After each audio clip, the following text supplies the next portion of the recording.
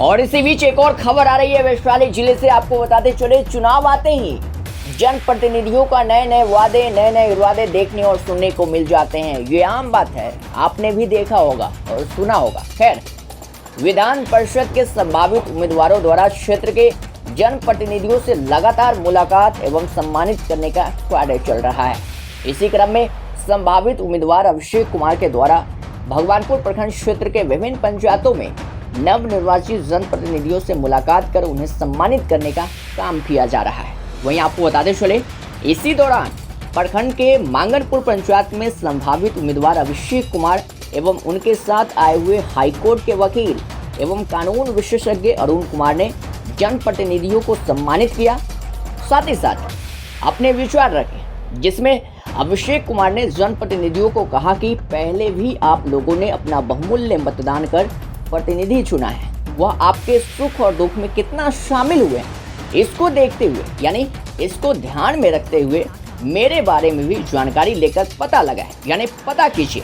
उसके बाद ही हमें अपना वोट दीजिए, यानी अपना बहुमूल्य मत देकर अपना प्रतिनिधि चुने। पैसे बहुत देंगे लेकिन साथ देने वाले बहुत कम लोग होते हैं। आगे सुनते हैं अरुण कुमार एवं अभिषेक कुमार सिंह ने अपने जनप्रतिनिधियों के सामने संबोधन में क्या कुछ कहा, देखें इस रिपोर्ट में।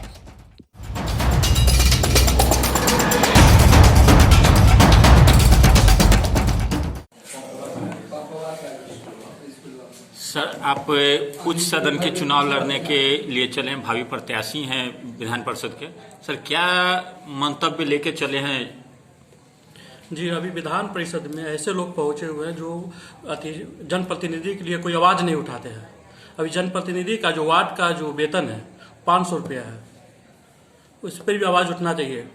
विधान परिषद में कोई आवाज़ नहीं उठता है। जनप्रतिनिधि जो है यहाँ पैसा दे के चुनाव जीत के चल जाते हैं, फिर अपने 6 साल बाद आते हैं, फिर पैसा देते हैं, चुनाव जीतते फिर चल जाते हैं। सर, एक और इसमें सवाल है कि जनप्रतिनिधि को जो जनता चुनती है, उन जनता के बीच में भी क्या संपर्क आपका रहेगा या सिर्फ वही जनप्रतिनिधि से चुनाव जीते और फिर अपनी जगह? जी नहीं, मेरा जो है जनप्रतिनिधि, ये तो विधान परिषद जनप्रतिनिधि का वोट से ही जनप्रतिनिधि चुनाता, विधान परिषद चुनाते हैं, एमएलसी चुनाता है। लेकिन हमारे जनता के बीच में भी पकड़ रहा है, जनता के बीच में, नीचे के तबके के लोग के बीच में हम जाएंगे। क्योंकि अभी तक तो यही हुआ कि जनप्रतिनिधि से वोट लिए एमएलसी और फिर अपने घर रह गए, धरातल पे तो दिखते नहीं दोबारा, न काम है न कुछ है। क्या इसमें आपका क्या सोच है? नहीं, हम 11 बरस से लगातार समाज सेवा में हैं। आप पता लगा सकते हो, देख सकते हैं। ऐसे हम फेसबुक व्हाट्सएप पे ऑपरेट नहीं करते थे, लोड नहीं करते थे, हम मीडिया से भी दूर रहते थे। लेकिन समाज के बीच में लगातार जो भी गरीब लोग हैं उनके बीच में हम जाते थे, जो भी जरूरत का चीज़ है उसको पूरा करते थे। अभी एमएलसी के चुनाव में हवा उठ रही है रुपया के लेन देन की, तो इसमें आप कहाँ तक सच्चाई मानते हैं इसको? वो तो आप जनप्रतिनिधि ही बताएंगे, क्या कि जनप्रतिनिधि अगले साल जो 2014 में जो चुनाव हुई थी विधान परिषद का, उसमें अब जनप्रतिनिधि बताएंगे कि क्या हुआ नहीं हुआ। लोग तो कहते हैं कि 5-6 साल 10 साल में जो वार्ड है, मुखिया है, वो वोट देते हैं। अब हकीकत क्या है ये हमको नहीं पता अभी तक। फिलहाल चुनाव हो रहा है, इस चुनाव में हम सोचे कि आप लोग के सहयोग से, सब जनप्रतिनिधि के सहयोग से हम फील्ड में आए और चुनाव लड़े। और हमारे अभी कुशवाहा जी संविधान परिषद से पटना है, दो बात कहेंगे, जिसमें 2-3-4 तरह से लोग चुन के जाते हैं। एक तो टीचर्स कंस्टिट्यूएंसी होता है, एक आप लोग का होता है जो लोकल बॉडीज का एमएलसी होता है, तीसरा होता है ग्रेजुएट कंस्टिट्यूएंसी है। कुछ साहित्यकार और ये भी 12 पद राज्यपाल द्वारा मंत्रित होते हैं। तो ये ऊपरी सदन कहलाता है विधान परिषद।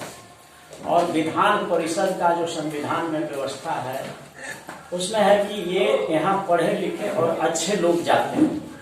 और अच्छे लोग का परिभाषा क्या, जो जिसके पास दृष्टि हो, विजन हो, जो कुछ ऐसा देश को, राज्य को, अपने क्षेत्र को देने की क्षमता रखते हैं, सोच रखते हैं, उनके पास उस तरह का कुछ दूरदृष्टि हो, जिससे क्षेत्र में कैसे विकास हो सकता है, कैसे हम जो जड़ता बनी हुई है, जो गरीबी अमीरी के बीच जो खाई पड़ते जा रहा है, इसको कैसे कम किया जाए, कैसे हम चाइना की तरह, अमेरिका की तरह, रूस की तरह हम अपने राज्य को विकसित करके आगे बढ़ाएं, तो इस तरह का अगर विजन वाले लोग अगर ऊपरी सदन में जाएंगे, वहां पढ़े लिखे लोगों का सदन है, अगर उसमें जाएंगे तो अपने राज्य का विकास होगा। ये MLC बनाने का पर्पस है।